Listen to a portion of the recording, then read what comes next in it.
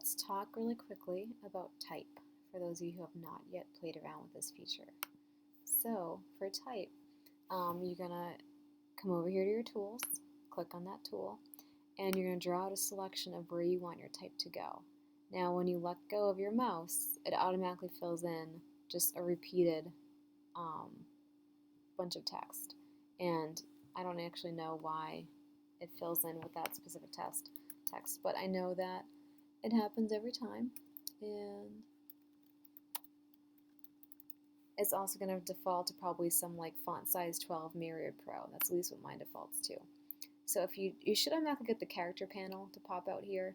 In case it ever doesn't, you can always get your panels to pop up by going to Window, coming down. For this one, you actually wouldn't see character. It's a little confusing. You want to go to Type and then pick Character. And you get all your options here. So this is where you pick your font, and you can pick whatever you want. This is where you decide if it's, sometimes fonts have regular, bold, italicized, just like in a Word document. This one doesn't have those options. And then this is where you can go to size. You can go up to 72. You can also override this. You can click in this field and type in whatever you want. And you're really not going to deal with this. However, spacing, let's show you what that one looks like. So this automatically has a space in between lines of 120. Again, you can override that by coming in here and typing something like 500. Now it's so big you can't even see it. Let's do 150. Or it can also overlay it. So let's go back to up here. And then this one is interesting. Say you want both these lines to be the same width. Here you can make this one expand, expand, and expand. You can also come in here and override it if you need to. That's called kerning. It just gives you some space between your letters. So that's a little bit about your type options. If you want to see how everything here is on mine justified left, you can also have center to the right. You can have a whole lot of options here. You can also talk about how big of a space you want between your indents and your top paragraph if you decide to do paragraphs. We don't need to do open type, but that's not going to be relevant for this. So that's a little bit about your basic type. If you want to type something that was a little more designed, like say you want something that goes on an actual line. So let's do this first. Let's first make a line. And with your pen tool, or your pencil tool rather, if you haven't done this yet, obviously you get multiple tools for this one icon, but say we're at the pencil tool, and let's actually double click on that icon.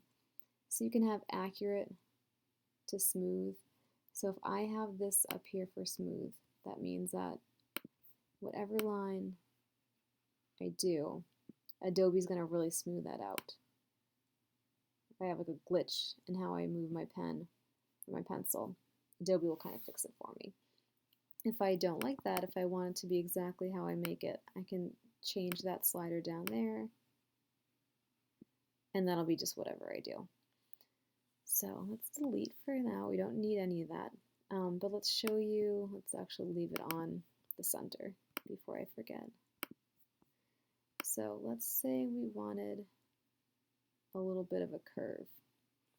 If I go to my type tool and type on a path,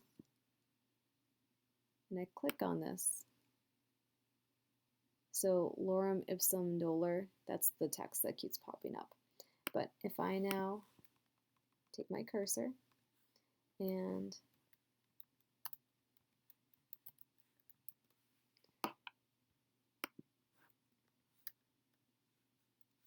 so now you have all these different options. Oops. Of how you can type on a more inventive line if you need to. So that's kind of your basic type tool. In addition to type, what you want to know, or what we want to do is, let's do this. Um, this is again your character panel. You now know how to type on a path if you want to. And as far as the fonts available, you do have, I don't actually know on your computers, this is what I have, and I've added a lot of fonts. You probably have a lot of good basic fonts on your MacBooks. If you're really desperate for a different kind of font, I would say go ahead and download it if it's free. Just make sure it's at a reputable site. So for instance, if you go to 1001 free fonts, you can get stuff there. And then the way to download a font on your MacBook, you would hit download. You'd want to go to save file and hit OK.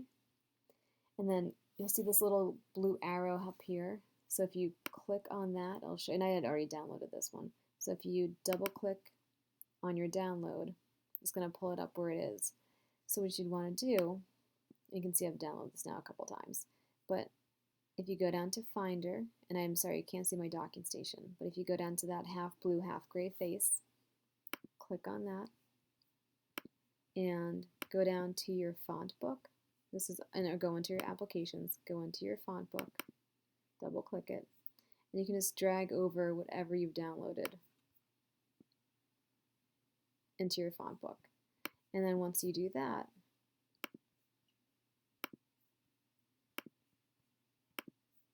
you'll see that's going to show up as one of your options.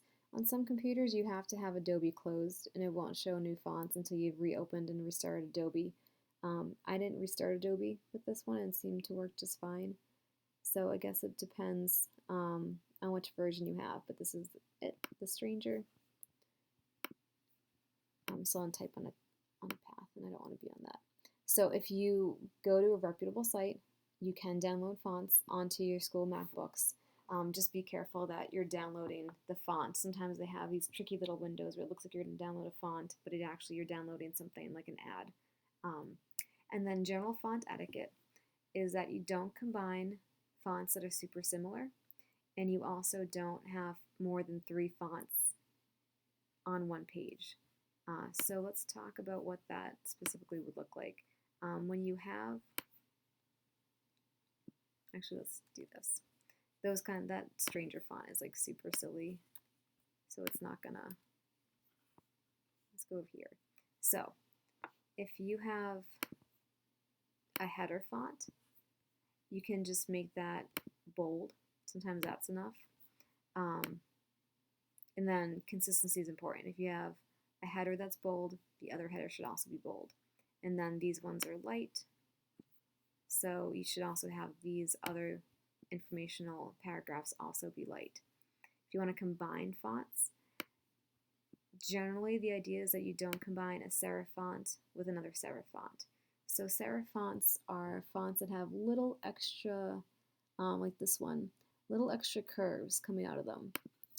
The reason they're called serif fonts is because back when they used to carve fonts and information, rather not fonts, but letters and numbers into stone, it was easier to take the chisel and kind of knock it out of the stone at little angles. So that made these little decorative flourishes for almost every single letter. It's a fancier font. You really want to combine a serif font with a sans serif font. These ones, see how there's no little flourish? They're all straight. These are more simple. So you wouldn't want to, and these two don't really look good together. But you don't want to combine 2 of the same kinds of fonts. So that's a little bit of font etiquette. It's a fun thing to play around with. I suggest you experiment with it because it is fun. And I wouldn't get too hung up on making it perfect, but I also wouldn't make your own font because that's a little intense for the time we have for this project. If you're gonna design like a 1 letter, that could be fine, or maybe like 1 simple word, but in general I would pick an existing font and go with that.